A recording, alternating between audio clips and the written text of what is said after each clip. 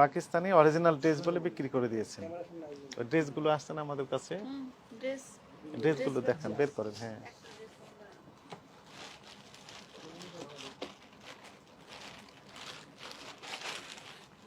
দেখেন তো এগুলো কি মানে দেশি না বিদেশি, আবার বিদেশি যদি হয় এটি পাকিস্তানি কিনা একটু দেখে বলেন।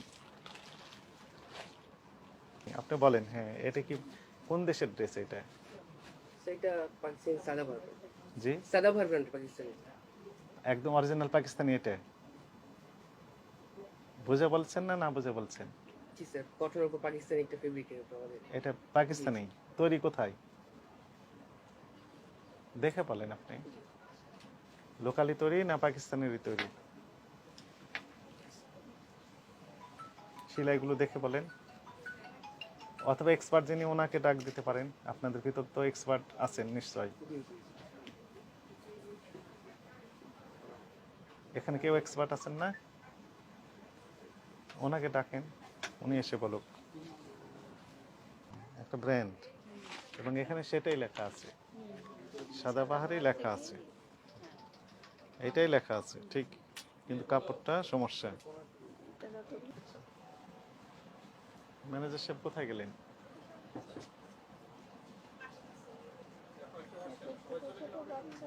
সবাই চলে যাচ্ছেন? ম্যানেজার সাহেব কোথায় গেলেন? কাছে আসেন, ভিতরে আসেন। সেলসে আপনারই তো দরকার, আপনি এখানে ভেরিফাই করে আমাদের বলেন। মানে কত সময় লাগবে আসতে? না না, ফোন না, আপনি তো। হ্যাঁ, এই ম্যানেজার সাহেব কোথায় গেলেন? এই আপনি চলে যাচ্ছেন কেন? আপনাদের একজনকে থাকতে হবে তো এখানে। কথা বলেন, ফোনে একজন কথা বলেন, সমস্যা নেই, একজন এখানে থাকেন। ওদিকে থাকেন। বলেন, এক্সপার্ট আসছেন? এক্সপার্ট আপনি বলতে পারবেন না? সমস্যা নেই, কথা বলতেছি। বলেন, এটা কোন দেশের? এটা এটা পাকিস্তানি সাদাবাহার স্যার। পাকিস্তানের ড্রেস। সেলাই কোথাকার? এটা পাকিস্তানি স্যার, আমাদের এটা টোটালি পাকিস্তানি আনা। মানে এইভাবেই এসেছে পাকিস্তান যেভাবে আসতে পারে। এভাবে আসছে। এখন অভিযোগকারীর বক্তব্য যে এই ড্রেসটি পাকিস্তানের নয়, ঠিক আছে? অভিযোগকারীর। এখন পাকিস্তান থেকে নিয়ে আসছেন আপনারা, একটু প্রমাণগুলো একটু দেখান, কাগজপত্র একটু দেখান। এটা আমাদের স্যার অফিস স্যার। সরি, সব ডকুমেন্টস এটা আমাদের পারচেজ করা হয় অনলাইনে, আমাদের লোক থাকে তো। হ্যাঁ অনলাইনে পারচেজ করা হয়, হ্যাঁ, সেটা আমাদের অফিসে সম্পন্ন দায়িত্ব। আমার এখানে প্রোডাক্ট আনা হয়, আমরা সেল করি। ম্যাম নিজে পারচেজ করে তো। হ্যাঁ, মানে এখানে কোনো কাগজপত্র নেই? আমাদের স্যার সব ডকুমেন্টস একটা নির্দিষ্ট জায়গায় রাখা হয়েছে স্যার। হ্যাঁ, এটা আমাদের অলরেডি আমাদের হেড অফিসে আছে, ওখান থেকে আমরা ফোন দিচ্ছি, সমস্যা নেই, কথা বলতেছি, সমস্যা নেই। মানে একটু ডকুমেন্ট দেখাতে হবে আমাদের। জি অবশ্যই দেখাবো, সমস্যা নেই। এবং জি জি। কয় তারিখে নিয়ে আসছেন সে চালানের কপি, ঠিক আছে? ইম্পোর্ট করেছেন তার সকল ডকুমেন্ট দেখাতে হবে আমাদের, ঠিক আছে?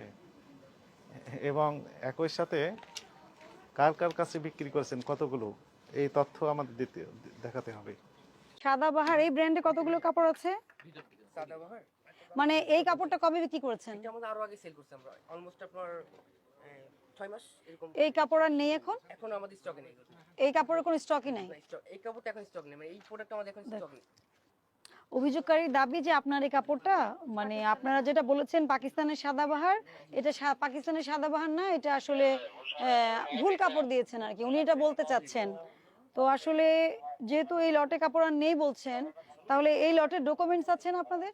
যে আপনাদের যে কাপড় আসে এগুলোর ডকুমেন্ট থাকে না আপনাদের কাছে? আপনার অনেক আগে তো এটা আমি জানাইছি আমাদের কোম্পানিকে, উনি দেখতেছেন। ওটা কি কোম্পানি ওখানে থাকে? জি জি, আমাদের প্রত্যেকটা ডকুমেন্ট একটা নির্দিষ্ট এমনি জায়গায়। আউটলেটের ডকুমেন্টগুলো কোথায় থাকে? যেমন ধরেন এই যে এখন যদি আমি এই কাপড়টার আপনার দেখতে চাই, এটা দেখাতে পারবেন যে এই কাপড়টা কোথা থেকে এসেছে, কবে কিনেছেন? এই ডকুমেন্টগুলো কি এখন দেখাতে পারবেন? এগুলো আমাদের মানে বেসিক্যালি শপে থাকে না, আমাদের হিরো কোনোটাই শপে থাকে না? না, আমাদের হিরো ইস থাকে সব ডকুমেন্টগুলো। আমরা তো শুনানিতে ডেকেছিলাম, তো শুনানিতে তো সেটা উপস্থিত করা উচিত ছিল তাহলে বক্তব্য অনুযায়ী, তাই না? শুনানিতে কিন্তু এটা শুনানি করা হয়েছে কিন্তু, হ্যাঁ। তো তাহলে এইটা যদি উনি ডকুমেন্ট নিয়ে যেতেন, যে আসলে আমার এটা অথেন্টিক ডকুমেন্ট যদি সাবমিট করতে পারতেন তাহলে কিন্তু সমস্যা ছিল না। হ্যাঁ, ভোক্তা অধিকার সংরক্ষণ অধিদপ্তরের মহাপরিচালক মহোদয়ের নির্দেশনায় এই বিশেষ অভিযানটি আজকে পরিচালনা করা হলো।